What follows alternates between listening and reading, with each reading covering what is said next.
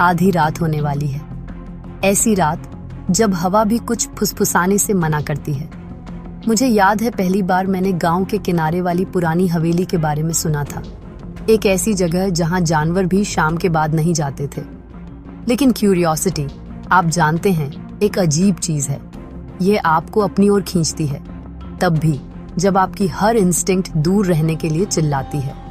उस रात मैंने खुद देखने का फैसला किया। हवेली का रास्ता ओवरग्रोन था और अंधेरा घना लग रहा था, लगभग जिंदा, मानो मुझे देख रहा हो। मेरी फ्लैशलाइट की बीम मेरे हर कदम के साथ कांप रही थी। जैसे ही मैं अंदर गया, हवा बर्फीली हो गई। दरवाजा अपने आप चरमराते हुए खुला। एक ऐसी तेज आवाज मानो मेरी हड्डियों में कट गई हो। अंदर दीवारें पुरानी पेंटिंग से ढकी हुई थीं। उनकी आंखें मेरा पीछा कर रही थीं। या शायद ये सिर्फ मेरी इमेजिनेशन थी, या शायद नहीं।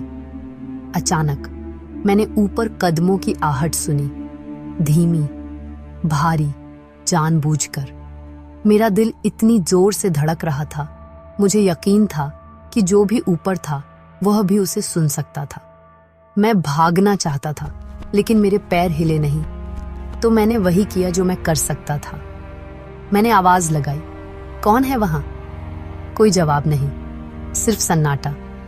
जब तक कदमों की आहट फिर से शुरू नहीं हुई, इस बार नीचे आते हुए। लकड़ी की सीढ़ियां चरमरा उठी। मैंने एक परछाई देखी, लंबी और मुड़ी हुई, मेरी ओर खिंचती हुई। मेरा मुंह सूख गया। मैंने पीछे हटने की कोशिश की, लेकिन दरवाजा मेरे पीछे जोर से बंद हो गया। धुंधली रोशनी में मैंने उसे देखा। एक फटी साड़ी में एक औरत, उसके बाल उसके चेहरे को ढके हुए थे। वह चलती नहीं थी, वह तैरती थी।